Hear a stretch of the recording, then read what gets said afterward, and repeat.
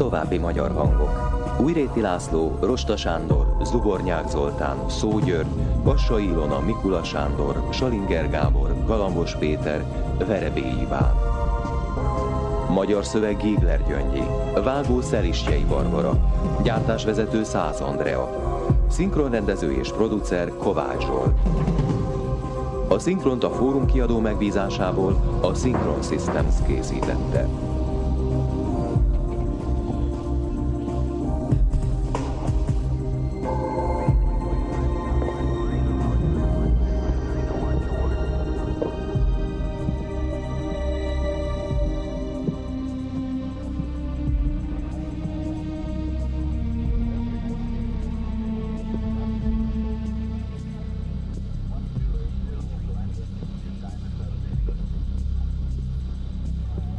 Zene James Donnellan.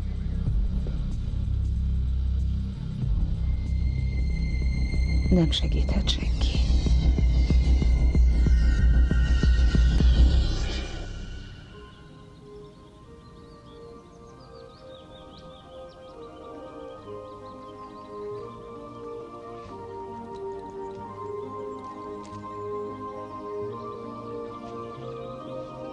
Fényképezte Zorán Hochstetter.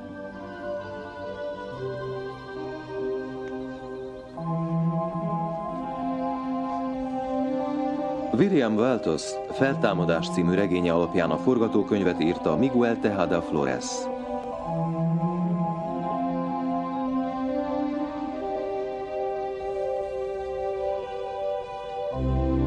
Rendezte Ruben Preuss.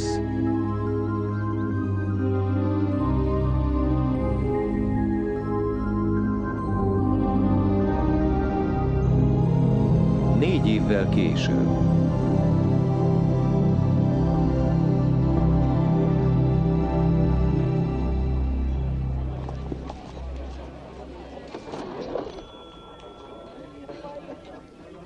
Köszönöm.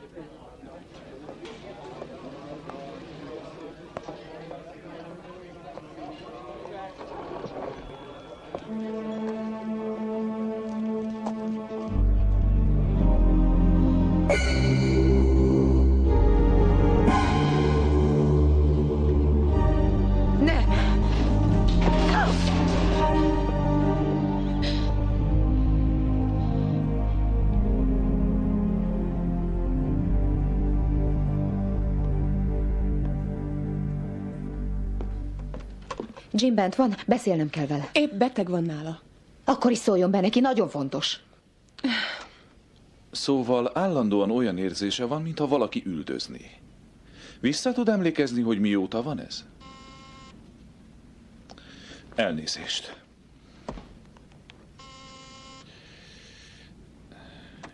Igen? Dr. Schneider, Catherine szeretne beszélni önnel. Nem, most nem lehet. Jöjjön vissza 4-kor. A doktor úr nem ír rá. Kérem, jöjjön vissza 4-kor. Bocsásson meg, tehát mondja el pontosan, mit érez. Elnézést. Ne haragudj, hogy zavarlak, Jim, de sürgősen beszélnem kell veled. Azonnal jövök.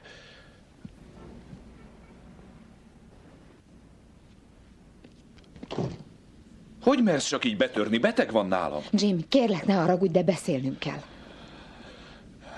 Megnézem, kész-e a másolat.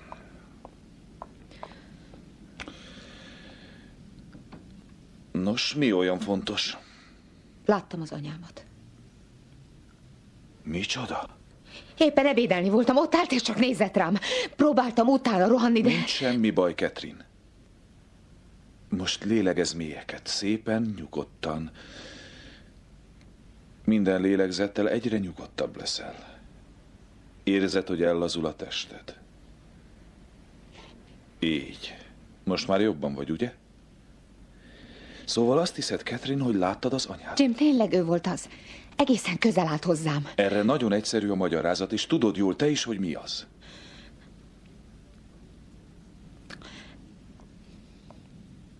Hát persze, tudom. A gyász első fázisa mindig a tagadás szokott lenni. És mi az, amit tagadsz? Te is nagyon jól tudod. Akkor mondd ki. hogy az anyám... Lassan már 4 éve nem vagyok képes elfogadni, hogy az anyám... Meghalt. Ideje, hogy végre túltedd magad ezen. Nem akarod elhinni, hogy meghalt az anyád. Az agyad nem engedi, hogy elhidd. Ezért aztán segíteni próbál, és megteremti a képét olyannak, ami ennek látni szeretnéd. De nem képzelgés volt. Legalábbis nem annak hatott. Persze, hogy nem. Mégis az volt, Catherine. Ezt te is tudod, igaz? Igen.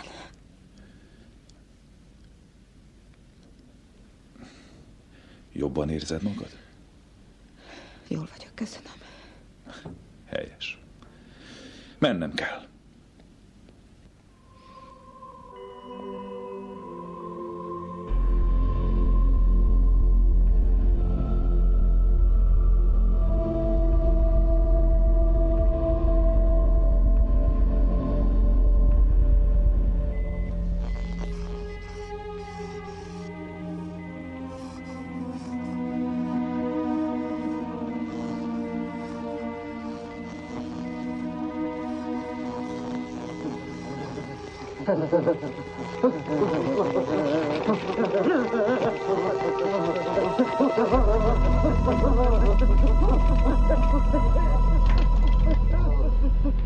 Minden rendben?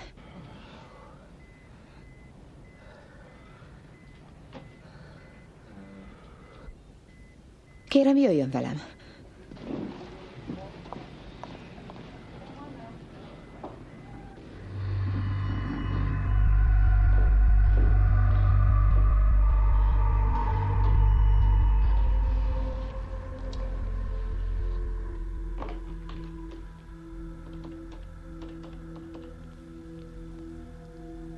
Hello, David, Catherine Rorschach vagyok. Nem, csak néhány kérdésem lenne, a szokásos dolgok.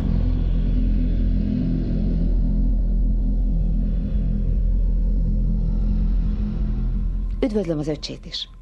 Oké, viszlát.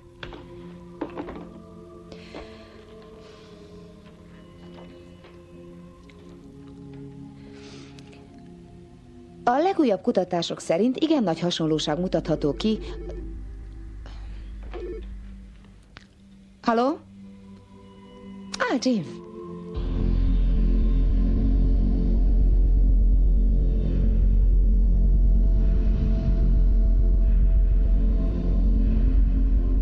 Oké, majd találkozunk. Szia! A legfrissebb kutatások szerint igen nagy hasonlóság mutatható ki egypetéjű ikreknél a szellemi fogyatékosságra, mániás depressziós elmezavarra, bűnözési hajlamra. Anya.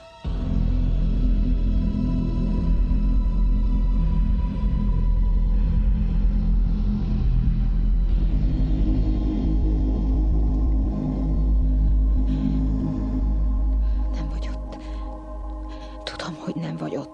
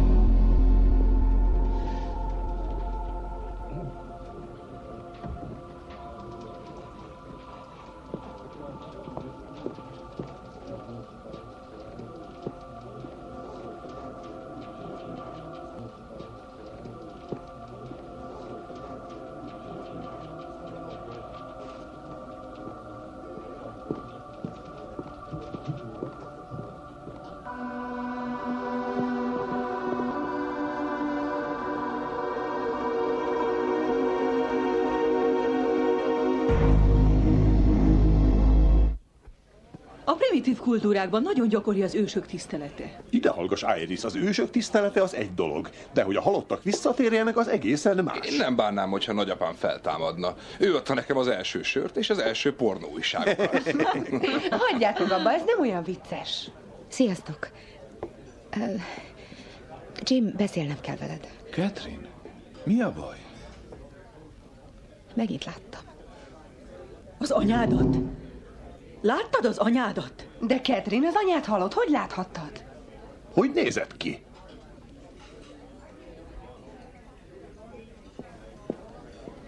Catherine? Catherine? Catherine, most hova akarsz menni? Nem tudom. Lehet, hogy kimegyek hozzá a temetőbe. Te nem vagy eszednél. Jim, látni akarom, hogy ott van-e a holtteste. Szerinted ez esztelenség? Kérlek, csak felizgattad magad. Ülj le, megvacsorázunk, és majd holnap... Na persze, majd teszteket csináltatsz velem, hogy kiderítsd, mi a bajom. Nincsen semmi bajom, Jim. Láttam az Catherine, anyámat. őrülten viselkedsz. Talán őrült is vagyok. Mi a véleménye a dr. Schneider? Catherine!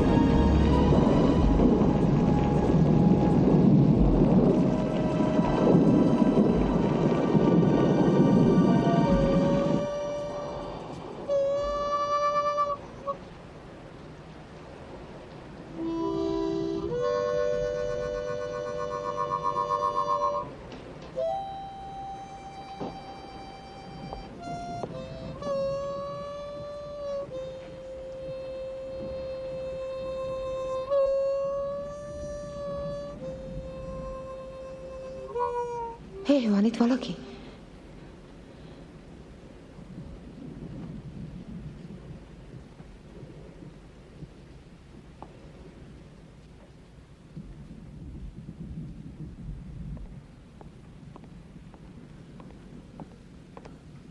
Segíthetek valamiben?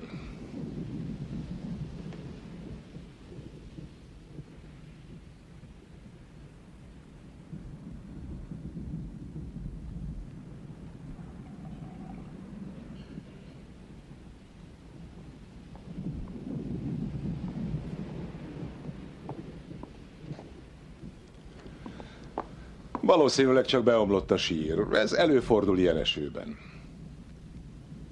Fel akarom nyittatni. Magam szeretném látni.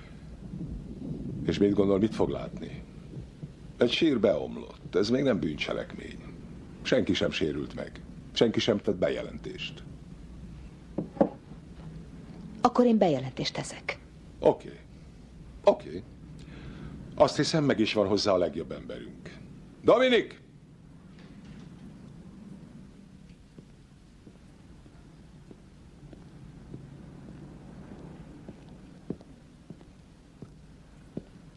Üdvözöld a hölgyet.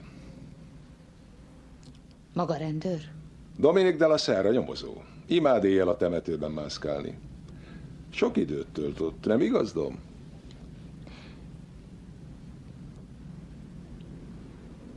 Miért néz rám így? Nagyon emlékeztet valakire. A főnökének valami baja van magával? Nem. Semmi különös.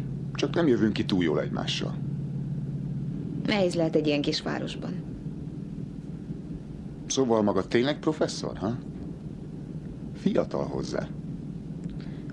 Csak tanársegéd. Kitalálom. Valami pszichológusféle. Kitűnő felügyelő. Elmezavarokkal foglalkozom. Nem látszik magán, hogy őrültekkel dolgozik. Nem is. Csak kutatásokat végzek. Hadd mondjak magának valamit. Biztosan van valami egyszerű magyarázat erre az egészre. Fel akarom nyittatni a sírt. Még ma.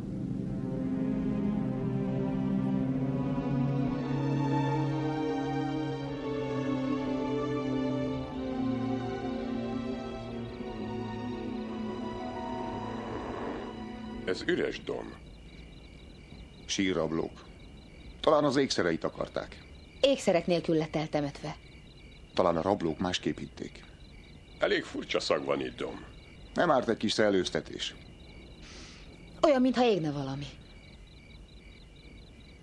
Csak képzelődik. Jól van, emberek. Mára befejeztük.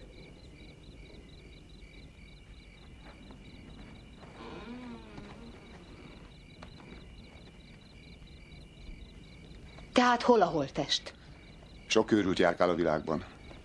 Azt hiszi, valami őrült kiásta az anyám holttestét, csak mert ahhoz volt kedve. Ugyan már. Maga tanult ember. Ugye nem akarja azt mondani, hogy tényleg azt hiszi, az anyja magától jött ki a sírjából, ahol már 4 éve feküdt. Ha? Nem, persze, hogy nem, de én akkor is láttam. Nézze. Van egy ötletem. Mi lenne, ha innánk valamit? Nekem biztos jót tenne. Hajnali 2-kor. De hol? Elmegyünk Eddiehez, egy barátom.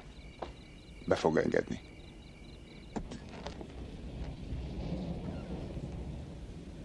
Hello, Dom. Eddie. Catherine Rorschach, Eddie Herbeck. Hello. Hello. Hey! Ó, persze.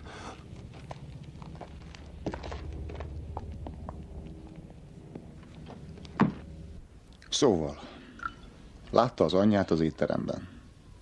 És? Aztán megint láttam. Ma délután éppen a jegyzeteimet nézegettem a monozigóta ikrek skizofréniájáról. Mono micsoda? Monozigóta. Egypetéjű ikrek. Már évek óta foglalkozom ezzel a témával. Furcsa dolog. Csak a kísérleti alanyaim, de közelebb állnak hozzám, mint a barátaim. Például a D-ikrek. A D-ikrek? Ők a kontrollcsoportom tagjai. Soha nem találkozunk, de évente 4-szer beszélünk. És nevük nincs is? Nem használunk neveket. A személyiségi jogaik miatt. Mindenféléről beszélgetünk velük. Ez is egy kutatási módszer. De ahhoz, hogy megnyíljanak, előbb nekem kell megnyílnom előttük. Tehát éppen a jegyzeteit olvasgatta, amikor az anyja újra megjelent. Volt valami furcsa a megjelenésében? A ruháján? Kék ruha volt rajta. Kék sejem. Az, amiben eltemettük.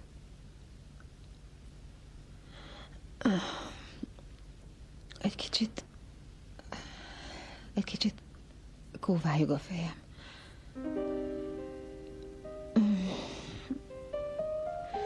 Hé.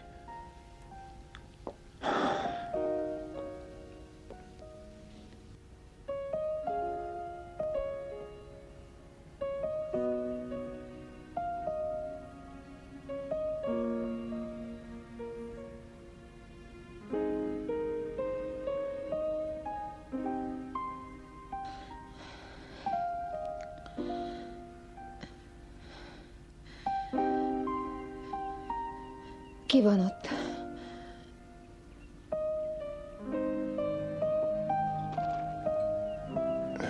Jó reggelt, professzor. Ideje felkelni. Délután 1 óra. Fogadok, hogy jól aludt, mi? Jó kis ágy ez. A matrac a legkitűnőbb. $700 került. A feleségem azt mondja, hogy megéri. A legjobb matracot vette meg. A legjobb ágyneműt. Azt mondja, semmi sem lehet fontosabb a világon, mint a nyugodt alvás. Igen. Most a klinikán van. Évente egyszer eljár kivizsgálásra. Hol van Dominik? Hát, Talán a temetőben. Azt mondja, hogy jól lehet gondolkodni. Sokan őrültnek tartják, amiért folyton oda jár.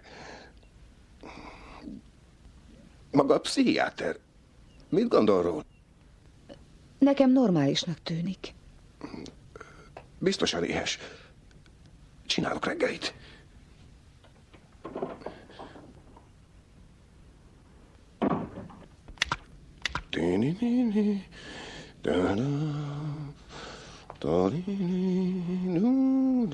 Hello. Ott a kávéja. Köszönöm. Mondja, Eddie, miért jár Dom a temetőbe?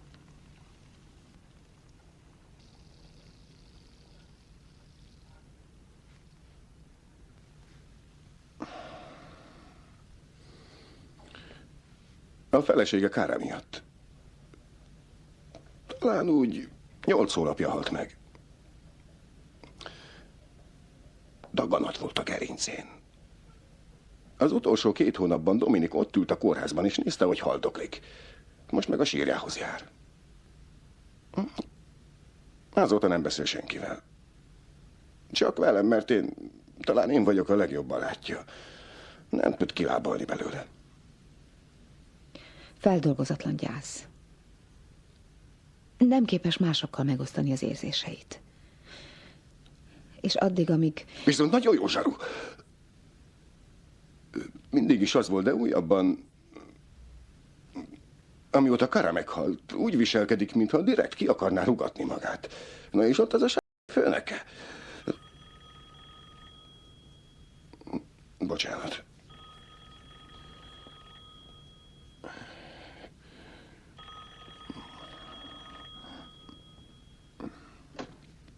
Mi van? Micsoda? Oké, megmondom. Van egy kis baj a kocsijával.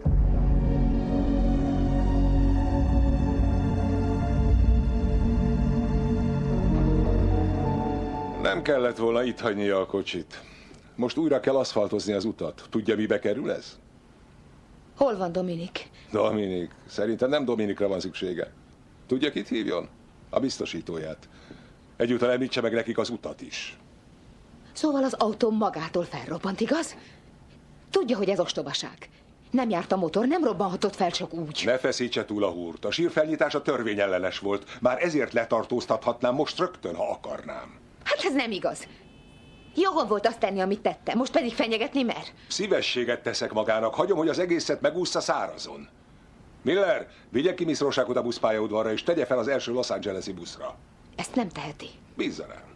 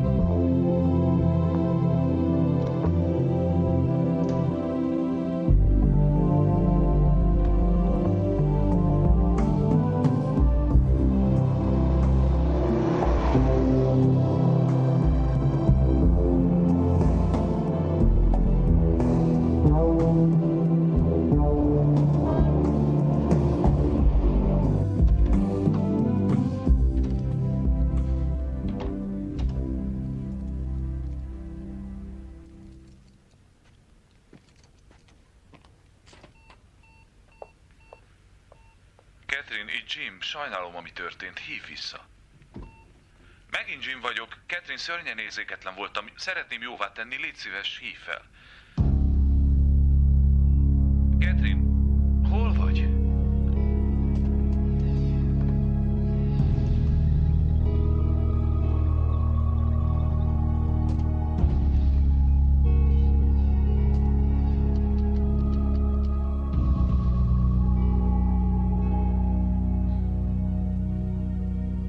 Jim, én vagyok. Éppen most értem haza.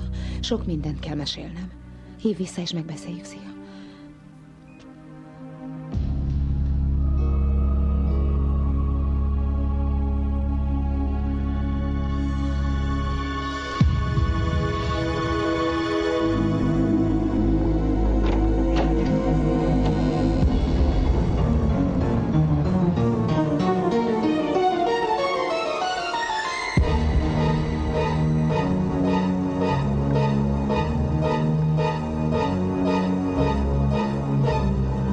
Nem segített senki.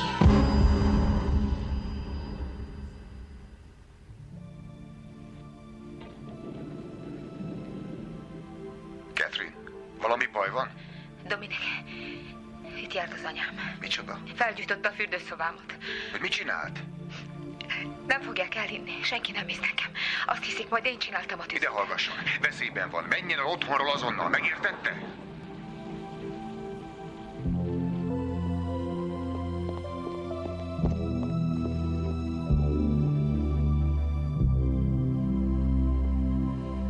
Nem lesz semmi baj.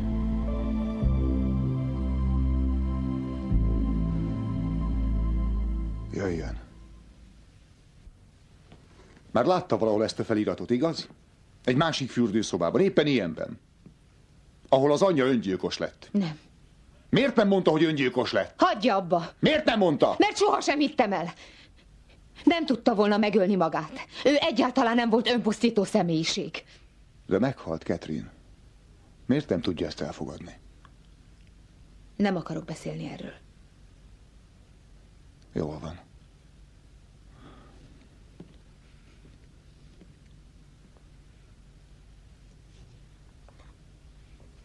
Nem terjedt mélyre. Nagy tűz lehetett, de gyors lefolyású. A rendőrségi szakértő is ezt mondta. Ki tudták deríteni a tűz okát? Mondtam, hogy az anyám tette. Vegyen magára valamit. Elmegyünk innen. Tessék? Mutatni akarok valamit. Mit? Valamit. Akkor kérjen meg szépen. Mondja el, mi az, aztán majd én eldöntöm, el akarok-e menni magával, vagy sem. Catherine? Jim? Szia. Jól vagy? Mi történt itt? Rorschach professzor szerint az édesanyja gyújtotta ezt a tüzet.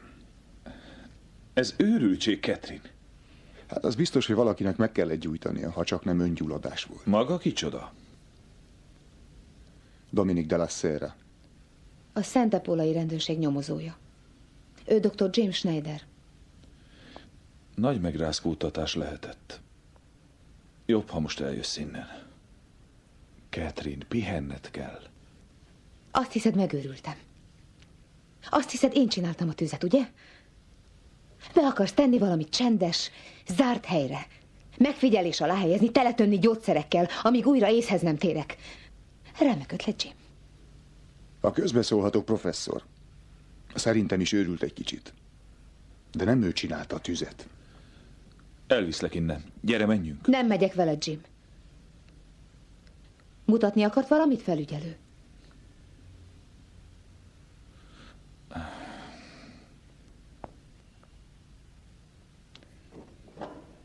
Nem könnyű. Hát, hogy érzi magát, professzor? Komolyan kérdezem. Jobban van? De tényleg? Tudom, hogy működik az agy. Súlyos gyász esetén a betegek gyakran számolnak be hallucinációkról. De amit látnak, az nem valóságos. Én az anyámat látom. És a látomás olyan valódi, hogy akár meg is érinthetném. Egy valamit azért szeretném, ha megmagyarázna.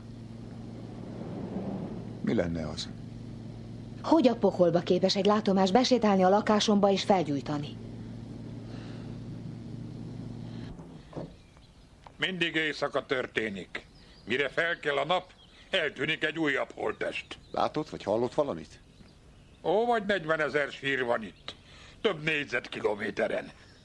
Nem tudok vigyázni mindegyikre. És a koporsó mindig üres? Igen.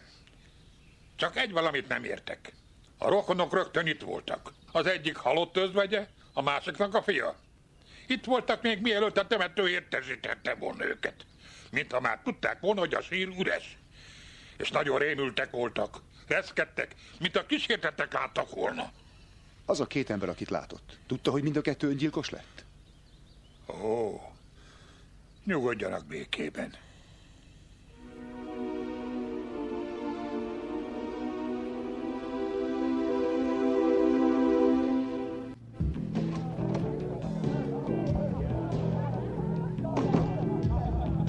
Hey, Eddie! Hello, Don! Hello! Hey, Catherine, jól néz ki ma! Figyeljen, előkészítettem a szobáját. Tiszta ágyneműt is hoztam. Köszönöm. Egy italt lefektés előtt? De nem, ma nem kérek, köszönöm.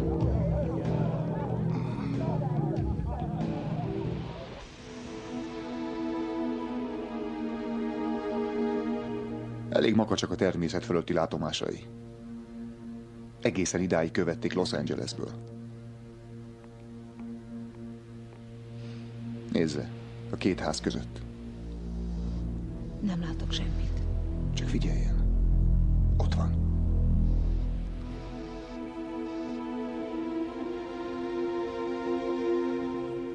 Maradjon a szobában. Zárja be az ajtót. Ne nyissa ki senkinek, csak Eddinek és nekem. Érti? Jól van.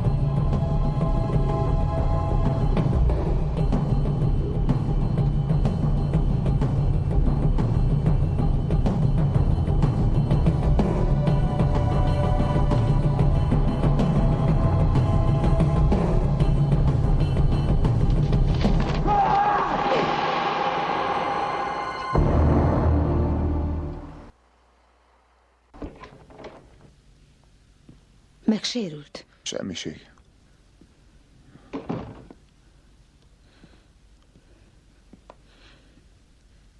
Hol az anyám? Nem tudom. De ezt találtam. Ismerős? Vele együtt temettük el. Nem lehet az anyái. Ő halott. Dominik, de hát itt volt, láttuk. Valaki volt ott. Nem láttam tisztán.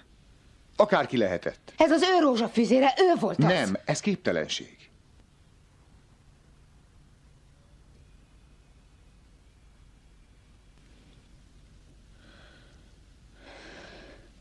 Nehéz napja volt. Feküdjön le. Tényleg azt hiszi, hogy tudnék aludni? Adok magának valamit. Ne. Catherine, a biztonsága érdekében. Tegye el. Nem kell más tennie. Csak meghúzni a ravaszt, így. Céloznia sem kell. Csak megvárja, amíg az illető egészen közel jön. És bum. Ennyi az egész. Leteszem oda. Egy pisztoly nem fog megvédeni az anyám ellen. Téved. Bárkitől megvédi, akár élő, akár holt.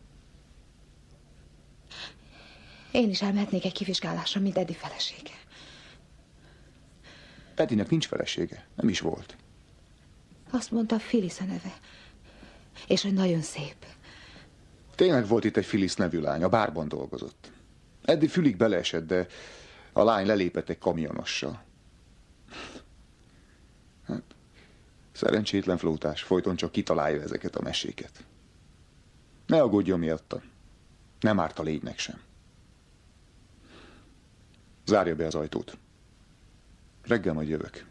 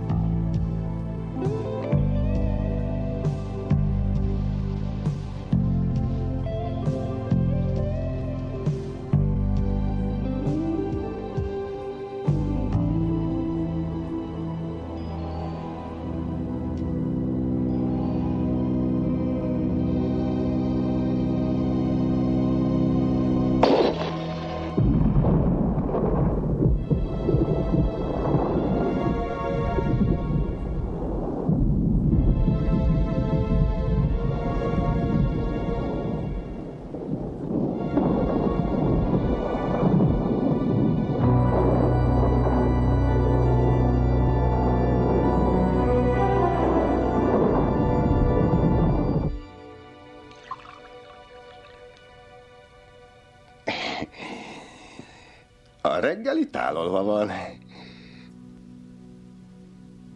Hogy jött be? Bekapcsoltam a láncot. Nem volt lánc az ajtón. Nézze, tojást is hoztam magának. Be volt zárva. Van tartalékkulcsom minden ajtóhoz, Catherine. Nem akartam semmi rosszat. Én csak nézni akartam magát. Maga olyan gyönyörű, professzor. Főleg, amikor alszik. Én órákig el tudnám nézni. Jobb lenne, ha most elmenne. Ezt nem szeretem, mikor ilyennek látom az arcát. Phyllisre emlékeztet. Ő is fél tőlem. Azt hittem, hogy ő más. De ő is csak olyan volt, mint a többi. És aztán megcsalt azzal a kamionossal. Itt, ezen az ágyon. Meg kellett szabadulnom tőle. Mindenki azt hiszi, hogy meglógott azzal a pasassal, és eltűnt. Egye meg a reggeliét, mielőtt kihűl.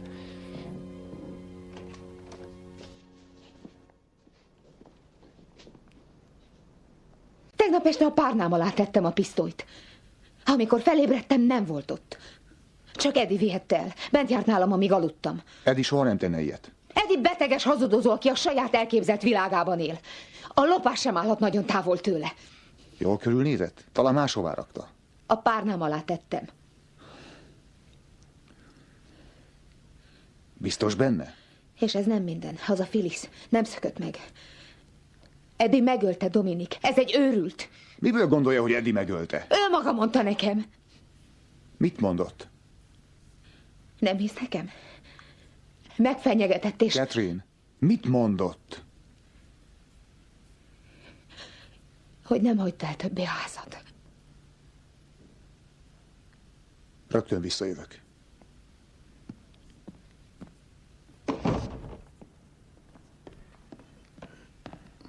Mi a nyavaját mondtál neki? Mit mondtál neki arról a nőről? Arról, amelyik itt dolgozott, ha? Gyerünk, Eddie, mit mondtál? Én azt csak kitaláltam. Én azt mondtam, hogy megöltem. De csak vicceltem. Jézusom, Eddie! Nem akartam megijeszteni, Domi. Francba! Tényleg, esküszöm.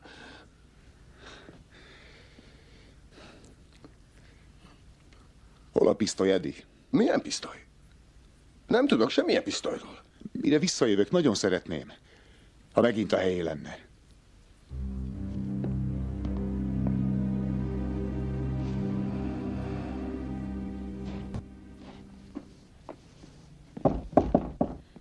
Tessék!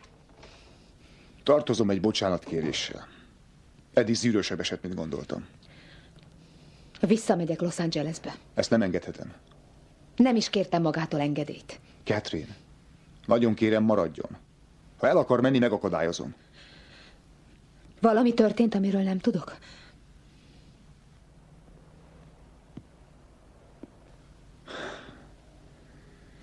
Az előbb telefonált Los Angelesből a temető gondnok. Annak a férfinak az özvegye, akinek szintén eltűnt a holtteste. Tegnap éjjel találtak rá. Felakasztotta magát. A rendőrség szerint öngyilkosság volt, mint a többi. De én nem hiszem. Miért? A férje holtteste eltűnik, és a sok, amikor megpillantja... Maga szerint azért üresek a sírok, mert a halottak feltámadtak? Én csak azt tudom, hogy láttam az édesanyámat. Az Istenit, a halottak nem térnek vissza. Bármennyire szeretnénk is. Akarja látni, milyen a halál? Én majd megmutatom magának. Megmutatom, miért nem térhet vissza az anyja. Én a halottak orvosának szoktam nevezni magam. Amikor a rendes orvosok munkája már befejeződött, akkor kezdődik az enyém. A különbség csak annyi, hogy az én pácienseim halottak. Szemhéjtámaszték. Oda kell ragasztani a szemhéjak alá. Így lezárva maradnak, és szép, természetesen hatnak. Orvosi drót. Használhatnék egyszerű részdrótot is, senki nem venné észre. Csak hogy én kizárólag minőségi anyaggal dolgozom. Ennek a kis drótdarabnak köszönhető, hogy ilyen békés az elhunyt arckifejezése. Átszúrjuk az állkapcsot, bevezetjük a drótot, és meghúzzuk, amíg az ajkak egészen össze nem érnek. A maradék drótot aztán bedugjuk a fogak közé. Látják? Most pedig kiszivattyúzzuk a testből a vért. Először egy kis bemetszést végzek. Aztán beszúrom az injekciós tűt valamelyik artériába, így juttatjuk be a balzsamozó folyadékot a szívig. Aztán bevezetjük az itt látható eszközt az érbe, és már is kezdődhet a szivattyúzás. A vért kiszívjuk a testből, és elvezetjük itt ezen a csövecskén át. Aztán a helyére betöltjük a balzsamozó folyadékot. Bármilyenre lehet színezni, mint a festéket. Érdekes nézni, ahogy visszatér a szín a halottak arcára. Szinte olyan, mint a föld támadnának.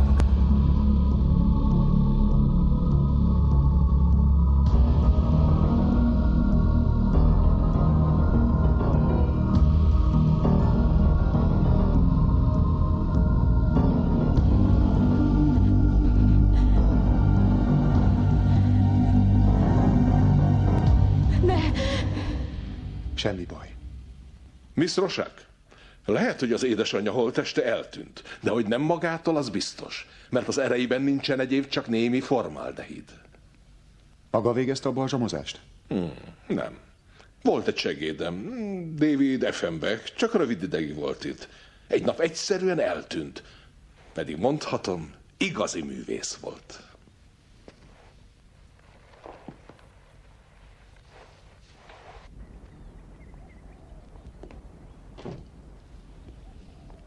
Hát ez roppant hatásos volt. Meggyőzött, hogy valójában nem történt semmi. Minden csak a képzeletem műve. Ahogy ez is.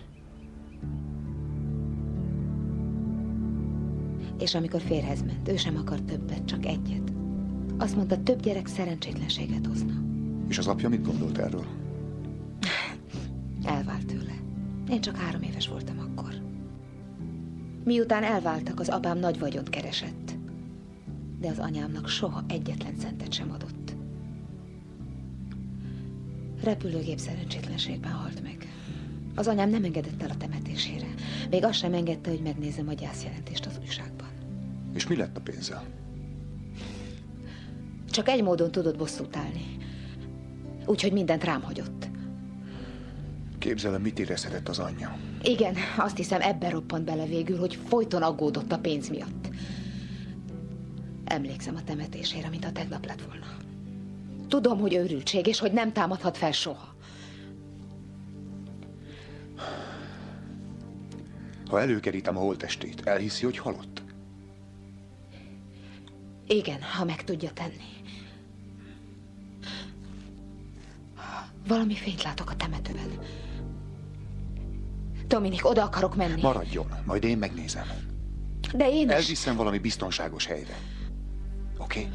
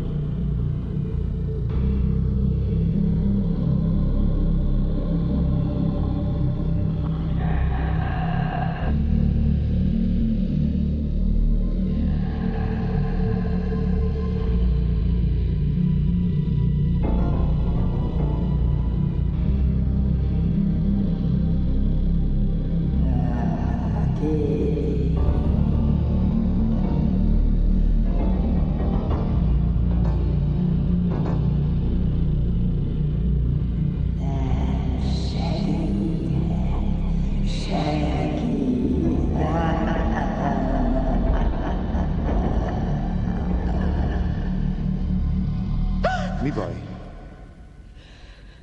Anya, itt van. És láttam. Még azt a drótot is láttam a szájában.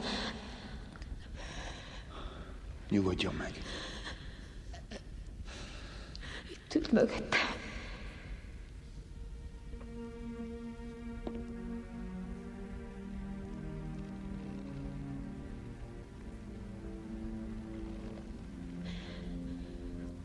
Ugye hisz nekem? Az biztos, hogy ült itt valaki. Az anyám volt. Majd utána járunk.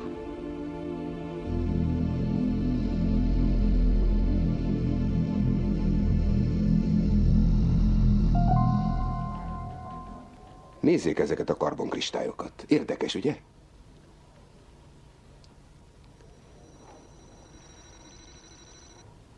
Ezt nézzék. Pontosan egyformák. Igen. Ez az a minta, amit Dominik hozott tegnap. Az anyja sírjából való. Vagyis a templomban talált minta hasonló a temetőihez. Nem. Sokkal több. Ez a minta hajszál pontosan olyan, mint amit a koporsó mellől vettünk. Bárkit is láttak a templomban, annak a sírból kellett kikelnie. De ezek csak talajminták, ugyebár. Igazából a testből lenne szükségünk valamire. Vagyis mondjuk egy bőrfoszlányra. Ilyeneket pedig hol lehet találni leginkább? A szövetmintákon. Ezt találták a templomban. Valami kékselyem.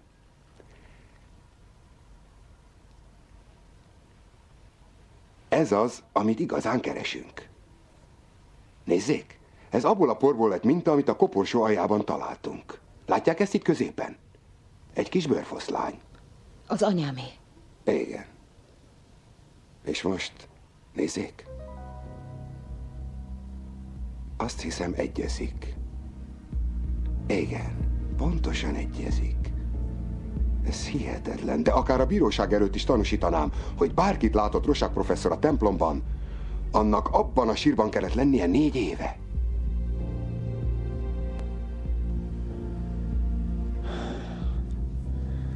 Kösz, Johnny.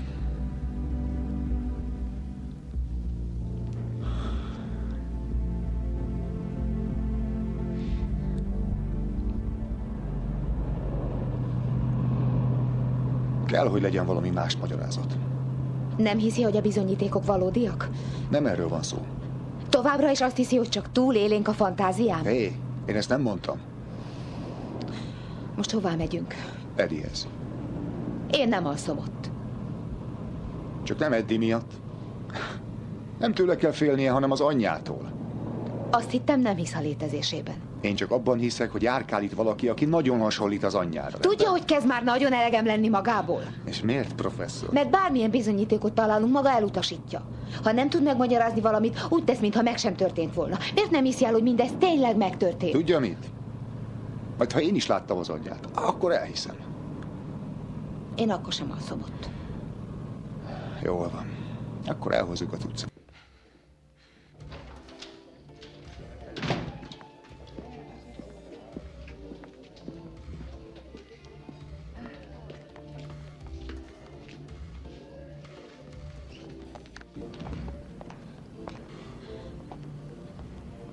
Mi baj van? Semmi. Mi ez a szag?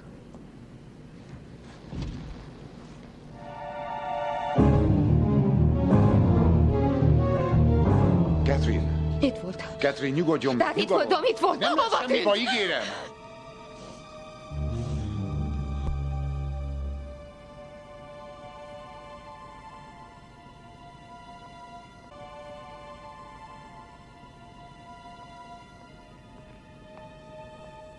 Az ördögről, sátánizmusról.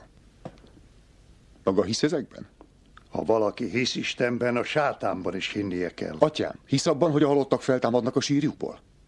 Természetesen hiszek. A mi egész hitünk Krisztus feltámadásán alapszik. De én a máról beszélek, atyám.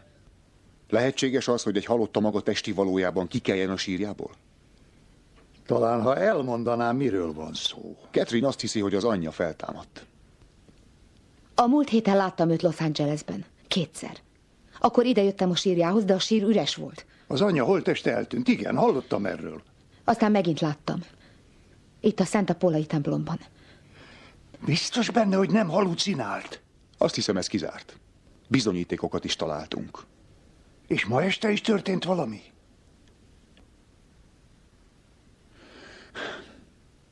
Eddie Hörbeckhez mentünk, hogy elhozzuk Catherine holmiát. Amikor kijöttünk, valami... Furcsa szagot éreztünk a kocsiban. Egy alakkör vonalai voltak beleégve az ülésbe, ahol korábban én ültem. Catherine, amikor a templomban látta az anyját, érzett ott is valami különös szagot? Éreztem valamit. Szörnyű bűzt, olyasfélét, mint Dominik kocsijában. A sírgödörnél is éreztük. A szag? Ugye valami kénes bűz volt? Maguk a pokol tüzét érezték. A sátán köztünk van. Atyám tréfál. Ó, nem. A sátán volt maga. Az érkezését mindig a pokol bűze jelzi. De én az anyámat láttam. Ó, a sátán bármilyen alakban megjelenhet. Várjunk csak, várjunk. Úgy érti a sátán, mint a Bibliában? Ez nem tréfa dolog. A sátán épp úgy létezik, mint maga vagy én. Nos, a sátán legyőzésének egyetlen módja az, ha az Urat hívjuk segítségül. Tessék, vegyék fel. Ezek némi védelmet nyújtanak.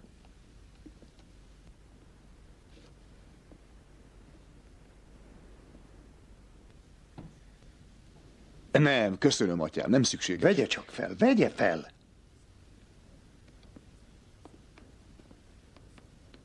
Ne hagyja őt egyedül, Dominik. A magányos lélek könnyen a sátán prédája lesz.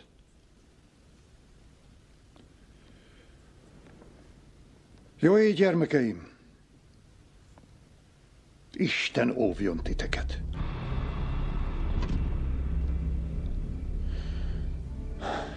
Én nem ülök oda. Jó, majd én ülök ide, és maga vezet.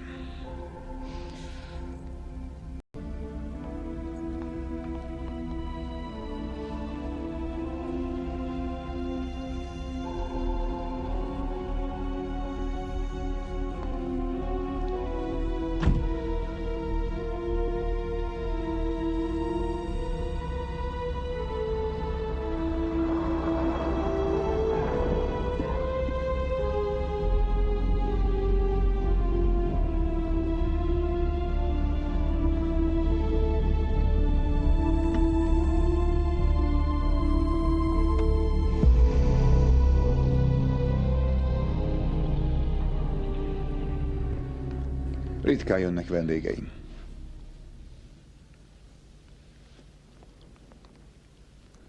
A feleségem festő volt. Szabad? Persze.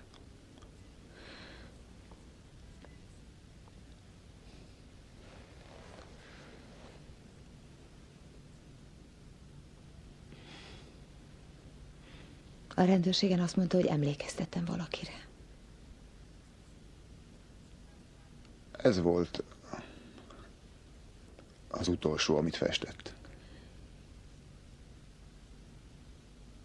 És utána került a kórházba? Miről beszél? A festményről. Még azelőtt csinálta, hogy kórházba került? Kara soha nem volt kórházban. Nekem Edi azt mondta.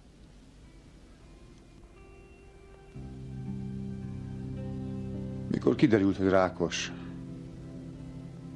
megjöttek a röntgenleletek. Azt mondták neki, feküdjön be, de ő nem akart. Veszekedtünk is emiatt. Egy kis időre magára hagytam. Az alatt ő megkereste a pisztolyt. A szájába vette, és... Sajnálom, Dominik. Itt találtam rá, amikor megjöttem. Itt ült. Éppen itt. Ambrose atya azt mondja, most már békében nyugszik. Ugyan hagyja ezt, mégiscsak a vendégem. Elmosogatok. Tudja, hány óra van? Ráér, majd reggel megcsináljuk. Nézze, szeretem, ha tiszta a konyha, ahol főzök. Nem azért hívtam ide, hogy főzzön, a vendégem. Nézze, ez a legkevesebb azok után, amit értem tett. Különben is magamnak úgy is főznék, szóval mindegy.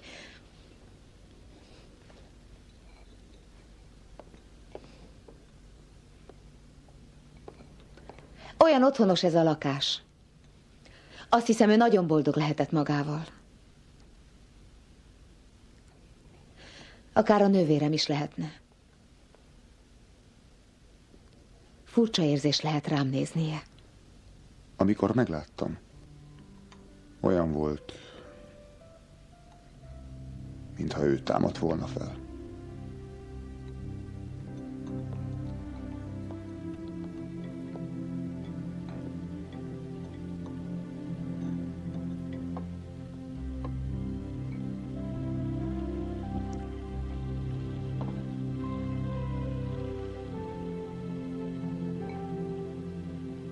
Már régen nem segített senki elmosogatni.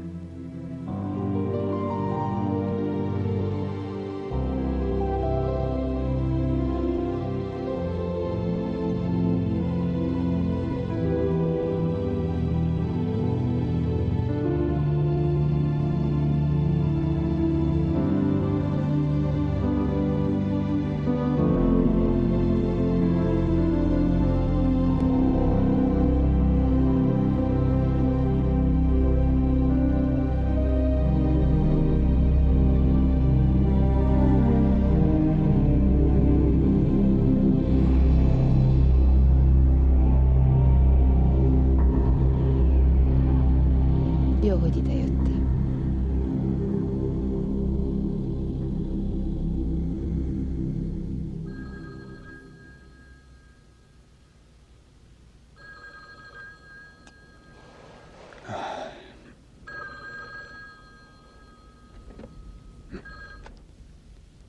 Halló? Mr. De La Sera?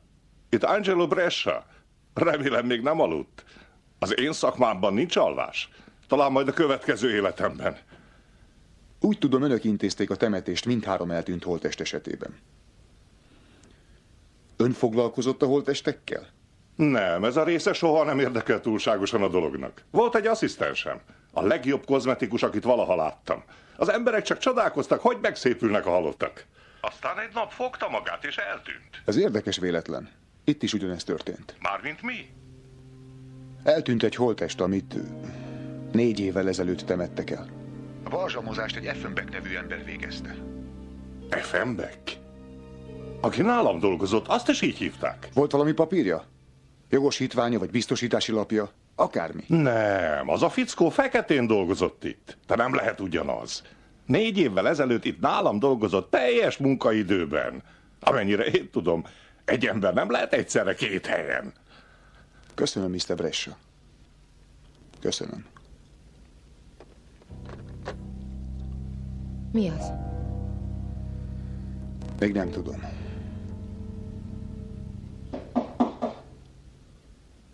Vársz valakit? Hello, Dom. Felébresztettünk? Minek köszönhetem a látogatást? Ez ugye a tiéd, Dom. Eddie bárja mögött volt a kukában. Épp ott volt dolgotok? Eddie meghalt. Hogyan? Fejbe lőtték egy 357-es magnummal. A balisztikusok szerint ezzel. A pisztolyom tegnap eltűnt. Azt hittem, Eddie vette el. Úgy hallom, össze is kaptatok valamin. Tehát azt állítod, hogy a pisztoly eltűnt? Csak ugyanígy volt. Mondtam, hogy tűnjön el a városból. Remélem nem jöttünk rosszkor. Mit akartok tőlem? Ismerted a jogait. Dominic de la Sera, gyilkosság alapos gyanúja miatt letartóztatom. Ugyan már, George, ez baromság, te is tudod. Nyakig benne vagy Dominik és a barátnőd is. Őt hagyd ki ebből. Nem tehetem, gyilkosságról van szó. Azt az egész mesét a halott anyjáról talán csak azért találta ki, hogy elmebajosnak állítsa be magát. Ha jól tudom, maga pszichológia professzor. Ez a téma pont fekszik magának, igaz? Na, indulás. Ha le akartok tartóztatni, jó, de ő nem maradhat itt egyedül. No csak, megint ez a kísértett mese? Nem mese. Itt történik valami. Ne aggódj, Dominik. Csak pár órát leszek itt.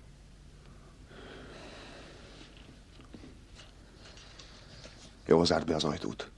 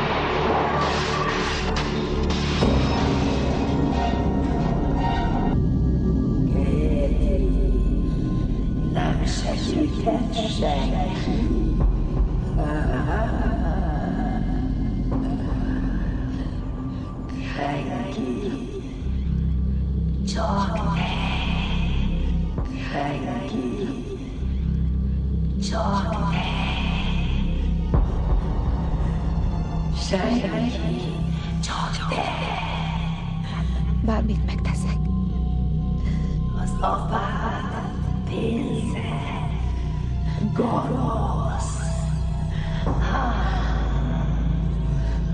Égesd a sírónál, a halálom órájában.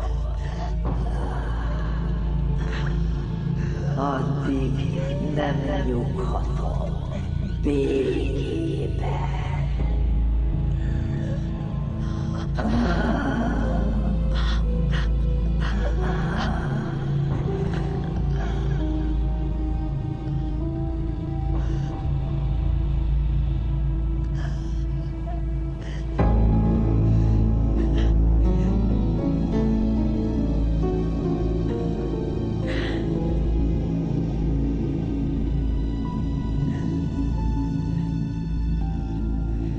A sátánnal nem szabad együttműködni. Csak egy szobát kérek, ahol elalhatnék. Ha megteszi, amit kér, azzal csak a hatalmába adja magát. Ugye van üres szobája? Tudja, mi a baj a mai világgal? Mindenki a mennyországba akar jutni, de meghalni azt nem. Nagyon fáradt vagyok, atyám. Készen van a szoba, atyám. És mi lesz Dominikkal? Ott hagyja a börtönben azok után, amit magáért tett? Ott legalább biztonságban van. Véget akarok vetni az egésznek, mielőtt baja esne. Jó éjszakát, atyám. Várjon! Csak egy ostoba vénpapnak néz, ugye, ez szavamat sem hiszi. Lesz majd idő, amikor úgy érzi, nem marad semmi reménye. Ha eljön az az idő, akkor hívjon engem. Bármilyen lehetetlennek tűnik is. Én segíteni fogok. Erre megesküszöm magának. Akárhonnan hív, én meg fogom hallani. Köszönöm. Nem fogom elfelejteni.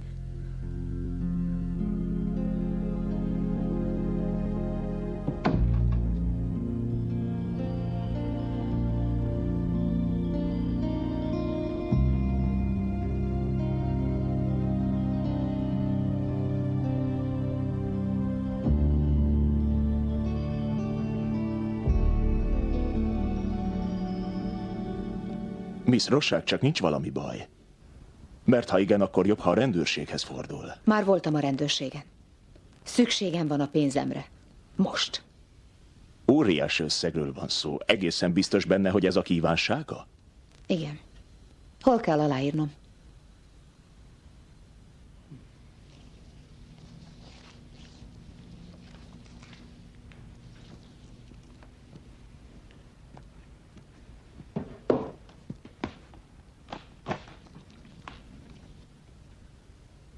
Tudja, még soha életemben nem láttam ennyi pénzt. Én csak számokkal dolgozom a kompjúteren. 9-10-20 millió megy át a kezemen naponta. Az ember el is felejti, hogy igazi pénzről van szó. 2.712.892 dollár, ahogy kérte. Köszönöm. Viszontlátásra. Nagyon szívesen, Miss Rossák. Viszontlátásra. Szabad vagy? Óvadékkal? A főnök mondta, hogy engedjünk ki. Marhaság volt a vád. Tudja, hogy nem te ölted meg Edit. Ja. Na, milyen érzés a rács mögött ülni? Sokat gondolkodtam. Rájöttem egy-két dologra. Például? Hogy aki felgyújtotta Catherine lakását, nem volt kísértet. És aki ellopta a pisztolyomat, az sem. És aki megölte Eddit, még az sem. Csak nem. Én ezt eddig is tudtam. De van egy problémám. Lehetséges-e az, hogy ugyanaz az ember egyszerre két helyen legyen? Elárulok egy titkot. Nem lehetséges. Hát ez az. Ez az. Hogy nem lehetséges. Mi a fenéről beszélsz? Később elmondom. Hé, vigyázz!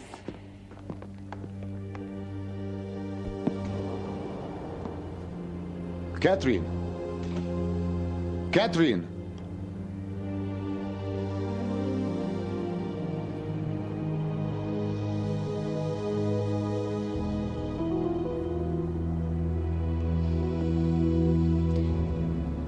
Anyához mentem, ne aggódj, Catherine. A francba.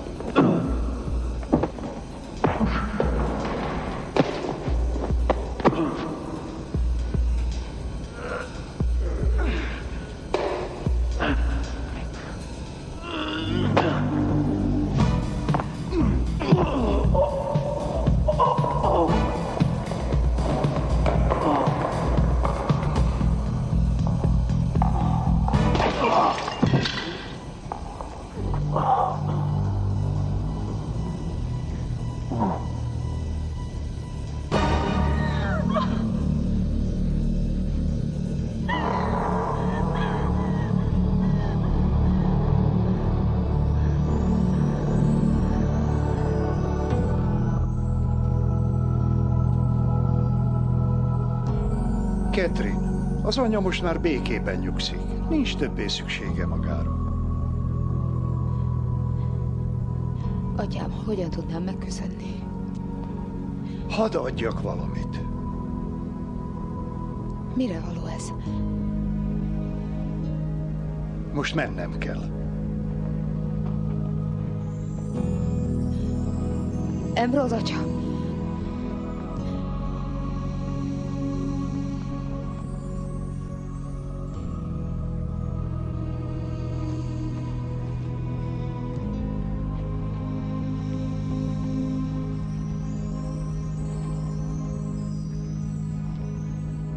Ambrose atya!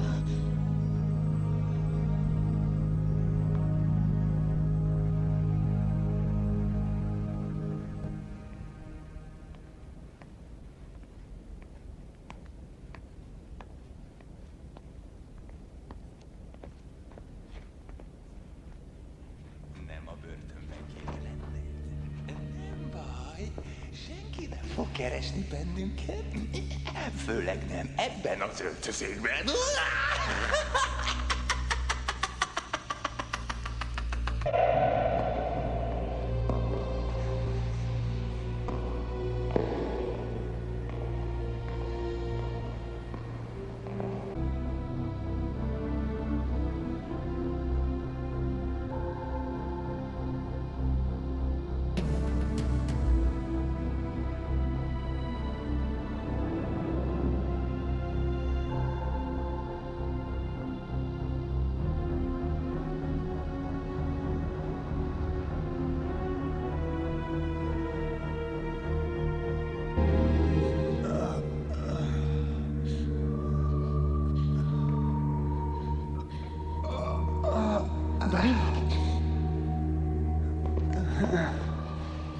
Dominik!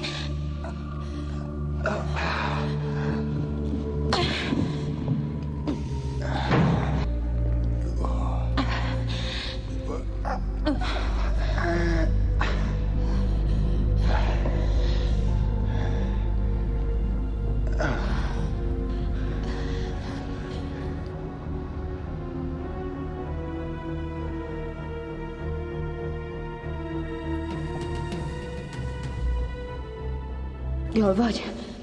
Jó. Dominik, ki kell jutnunk innen. Mi ez a bűz?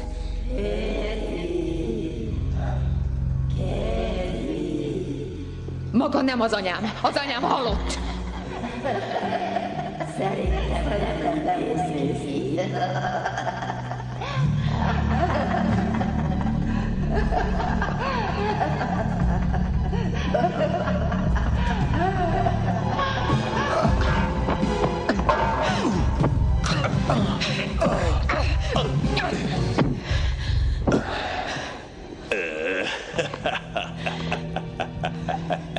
Maga balzsamozta be a holttestet. David?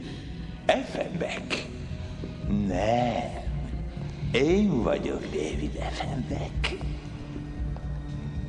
Maguk a D-ikrek a kísérletből. Azt hittem, maga kísérletezik rajtunk. Pedig mi kísérleteztünk magát.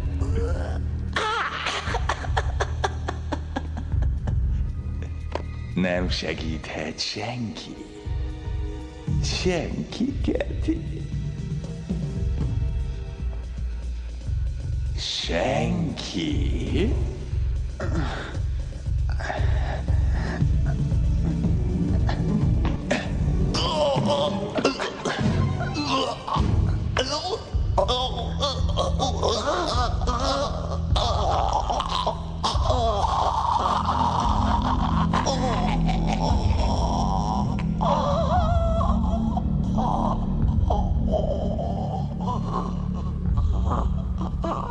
Még mindig nem tudom elhinni, hogy tényleg így történt. Ikrek voltak. Amit az egyik érzett, azt érezte a másik is. A késdőfését. Amikor látta a testvérét meghalni, ő is belehalt a sokba. Én nem az ikrekről beszélek. Azt nem értem, hogy maga hogy jutott ki a sírból. Mondtam már, Ambrose atya ásott ki. Ugye nem gondolja komolyan, hogy ezt elhiszem? Miért nem kérdezi meg tőle? Nem tehetem. Ma reggel meghalt. Már legalább 12 órája halott volt, amikor állítólag magát kiásta. Pedig ő volt, esküszöm. És a papírvágókést is ő adta.